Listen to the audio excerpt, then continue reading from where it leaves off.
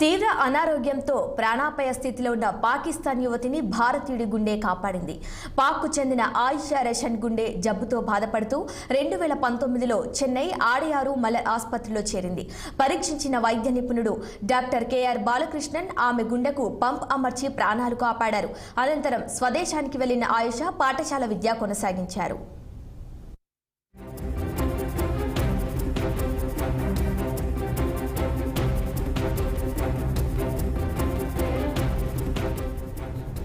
గత ఏడాది మళ్లీ అనారోగ్యానికి గురవటంతో తిరిగి తమిళనాడు ఎంజీఎం ఆసుపత్రిలో ఉన్న డాక్టర్ బాలకృష్ణన్ వద్దకు ఆయిషాను కుటుంబ సభ్యులు తీసుకొచ్చారు.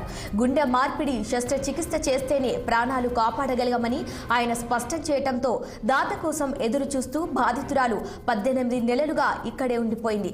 ఆఖరకు జనవరి 31న ఢిల్లీ నుంచి బ్రెయిన్ డెడ్ అయిన వ్యక్తి గుండె ఆయిషాకు లభించింది.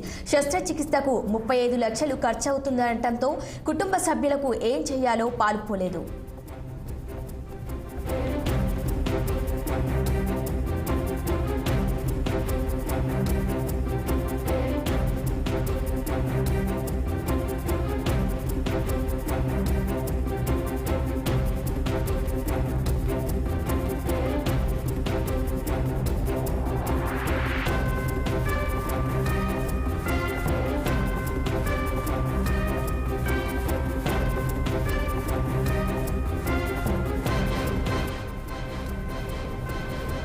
తమిళనాడులోని ఐశ్వర్య ట్రస్ట్ ద్వారా సహాయం అందటంతో ఎంజీఎం ఆసుపత్రిలో శస్త్రచికిత్సను విజయవంతంగా నిర్వహించారు.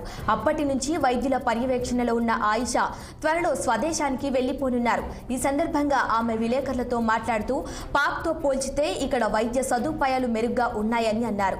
గుండె మార్పిడి శస్త్రచికిత్స సౌకర్యం లేదని తమ వైద్యులు చెప్పడంతో బాలకృష్ణను సంప్రదించామని తెలిపారు.